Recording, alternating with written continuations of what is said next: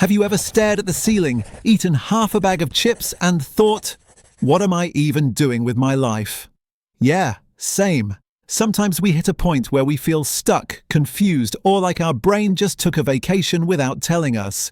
Whether it's about choosing a career, fixing a relationship, or just deciding what to have for dinner, not knowing what to do can feel like standing at a crossroads where all the signs just say, shrugs.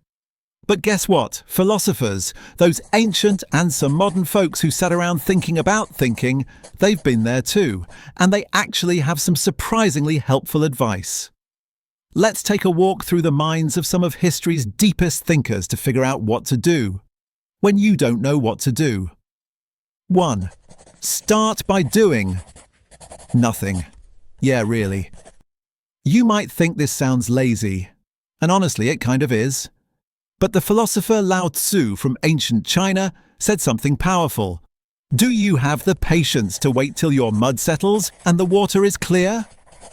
What he meant is this. When your mind is all stirred up, trying to force an answer usually just makes it worse.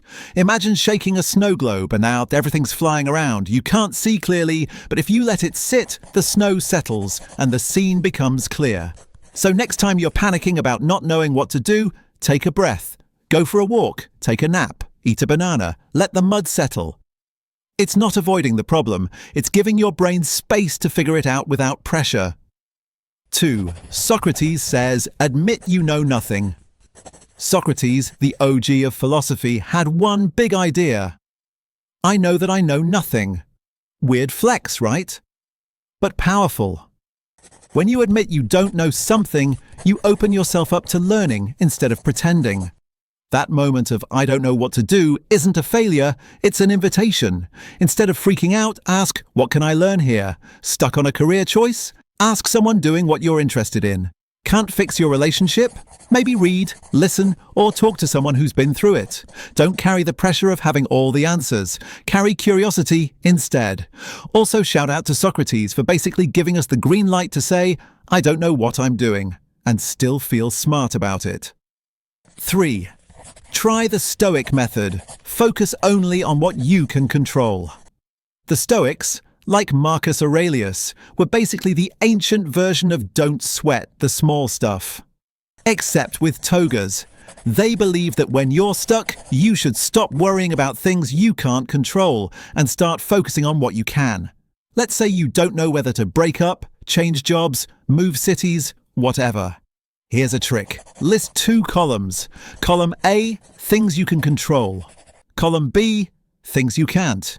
You can't control the future. You can control asking questions, doing research, testing small steps. Feel overwhelmed? You can control how you talk to yourself. Instead of I'm doomed, try I'm in the middle of figuring things out. In other words, become the manager of your own thoughts. You're the boss of you. That's some real Stoic CEO energy right there. 4. Go full existential. Make meaning yourself. Okay, now we're getting deep. Existential philosophers like Jean-Paul Sartre said life doesn't come with a manual. There's no ultimate right path. It's on you to create meaning. It's like being handed a blank menu and being told, make your own sandwich. Scary? Yes, but also freeing. You don't have to wait for some divine sign or perfect plan. You get to choose. Don't know what your purpose is? Try something, anything, volunteer, take a class, paint a duck. Seriously, ducks are fun. Meaning isn't something you find fully formed. It's something you build, like IKEA furniture.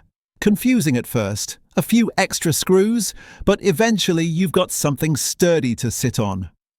5. Embrace the wandering phase. Here's an underrated truth. It's okay to be in the I don't know phase. It's not wasted time. It's not failure. It's the part before the good stuff happens. Philosopher Alan Watts compared life to music. You don't play a song to get to the end. You play it to enjoy the notes along the way. So maybe right now you're in the weird jazz solo part of your life. A little confusing, but still part of the song. Let it play. 6. Let your values be your compass. When you're lost, instead of looking for a map, look inside. What matters to you? Not what Instagram says, not what your parents expect, not what your friend from college is doing who's now weirdly successful and probably drinks green juice. What matters to you? Freedom, stability, creativity, love, growth. When you don't know what to do, ask yourself, which choice brings me closer to what matters most? Even if you're unsure about the outcome, following your values is like walking with a compass. You may not know the full path, but you'll know the direction. 7. Accept that you might mess up, and that's fine. Here's something philosophers and toddlers both understand. Failure is part of learning. Nietzsche, that intense German guy with the mustache, once said, "You must have chaos within you to give birth to a dancing star." Basically, don't be afraid of the mess.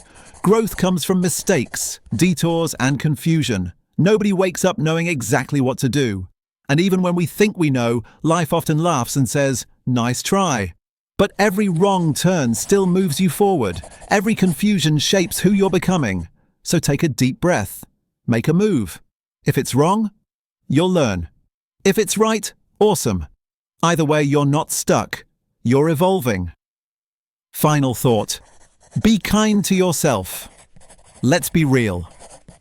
Life is hard enough without you yelling at yourself in your own head.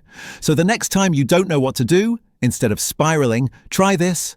Say to yourself, I may not know the answer now, but I trust myself to figure it out. Because you will. You always have. So go ahead, make a small move, or take a nap.